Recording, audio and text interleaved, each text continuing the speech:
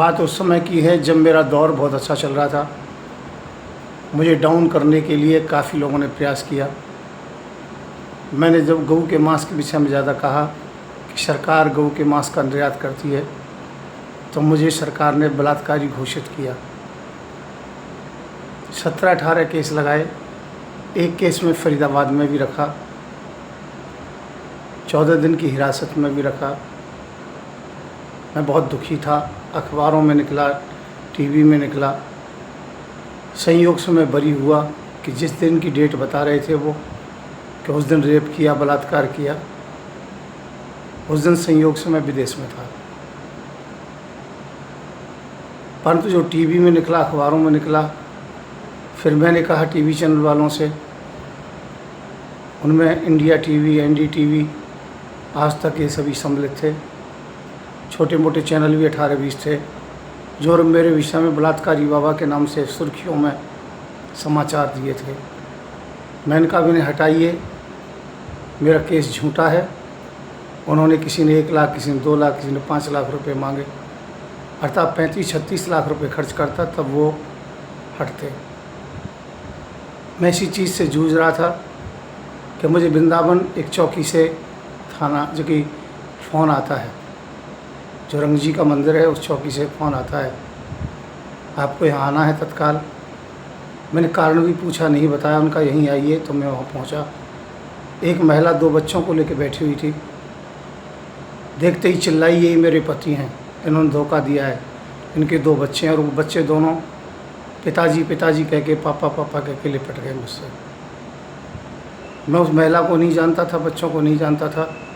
पत्रकारों ने photo shoot करना शुरू कर दिया, वीडियो बन रही थी। पुलिस वालों ने उल्टा सीधा कहना शुरू कर दिया। अंत में एसएचओ ने अपना डंडा फटकारते हुए कहा, बताइए सच में ये तुम्हारी पत्नी है या नहीं है। अब मैं क्या कहता, मेरा समय तो वैसे ही बहुत बुरा चल रहा था।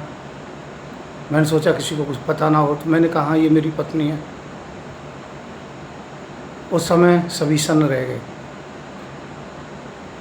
क्योंकि उन्हें ये था उम्मीद कि मैं ये कहूँगा कि मेरी पत्नी नहीं है। हालांकि उस बहन को मैं बिल्कुल नहीं जानता था। मैंने उसका हाथ पकड़ा और अपने गले से लगाने की चेष्टा की कि तू इतने दिन में क्यों मुझे धोखा दे के चली गई, बिछड़ी है। वो पीछे हटने लगी। उसका जो पति था वो पास में ही था, और वो बोला, ये क्या कर सकते हो, दूसरे की बहन बेटी को गले क्यों लगा सकते हो। मैंने कहा पत्नी मेरी है, मैं कुछ भी करूँगा। अभी तो गले लगाया है, बहुत दिन मिला हूँ, मैं सब कुछ थाने में ही करूँगा, जो पति पत्नी के शारीरिक संबंध होते हैं। इस बात पर वो महिला बहुत नाराज़ हो गई। महिला ने कहा, मुझसे कहा था 50,000 रुपये देने के लिए, अभी 10,000 मिले मुझे, और मेरी बेइज्जती कराने के लिए बुलाया। तुमने तो कहा था बस ये कह देना कि मैं इनकी पत्नी हूँ, इसके बाद में तुम्हें पैसे मिल जाएंगे। उनकी पोल खुल गई तो कुछ लोग उनमें से भागने लगे। कुछ पत्रकार बंधु और उसका पति भी भाग गया। वो महिला वहाँ रोती रही। मैंने कहा बेटी तू चिंता ना कर, तेरे साथ जो हुआ है गलत हुआ है। पुलिस वाले, एसएचओ साहब भी वहाँ से भाग गए। एक आध केवल होमगार्ड टाइप के या पुलिस के लोग रह गए। जो वीडियो मेरे पास उपलब्ध है, साक्ष्य मेरे पास उपलब्ध है, मैं वहाँ बच गया। नहीं तो फिर यही बात आती, एक बाबा बलात्कार में पकड़ा गया। 18 केस मेरे ऊपर लगाए थे। कोई प्रॉपर्टी से संबंधित था, कोई गौरक्षा के मामले से संबंधित था। जब जब कोई व्यक्ति आगे बढ़ता है तो उसे नीचे डाउन किया जाता है। इसलिए मैं सब संतों से कहूँगा, वृंदावन के संत हैं या जो बड़े बड़े लोग हैं, भागवत प्रवक्ता हैं, कृपया बच करके रहें। न जाने कब क्या एलिगेशन लगा दिया जाए। इसे जो सरकार कह रही है उसकी हाँ में हाँ करते रहो। कभी सच्चाई को सच्चाई मत कहिए। मैंने सच्चाई को सच्चाई कहने का परिणाम भोगा है। मैं हूँ संत युवराज। ये मेरी दुख भरी कहानी है। और कोई सुनना चाहता है तो इसे शेयर भी करें। मेरा नंबर है 9540460684। मैं गांव रांधेरा में रहता हूं। संत युवराज मेरा नाम है। भागवत कथा का बहुत बड़ा प्रवक्ता था, आज भी हूं।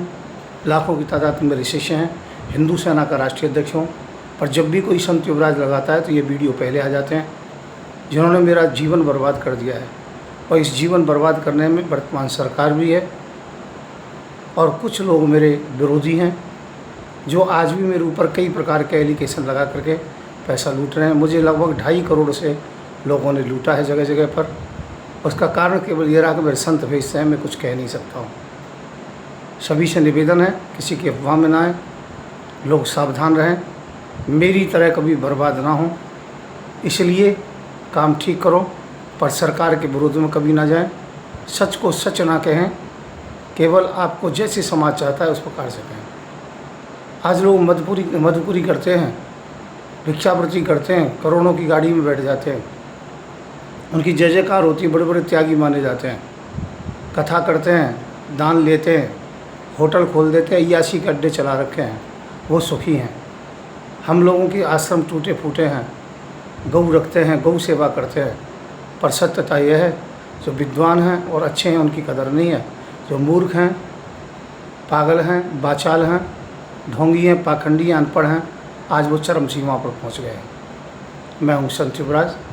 ये दुखी होकर के मैंने कहा है कि वीडियो पर ज़्यादा ध्यान ना दें, और किसी भी संत के विषय में कुछ निकले बलात्कारी संत या कुछ, तो उसमें ताय झांक करके देखें अच्छी तरीके से।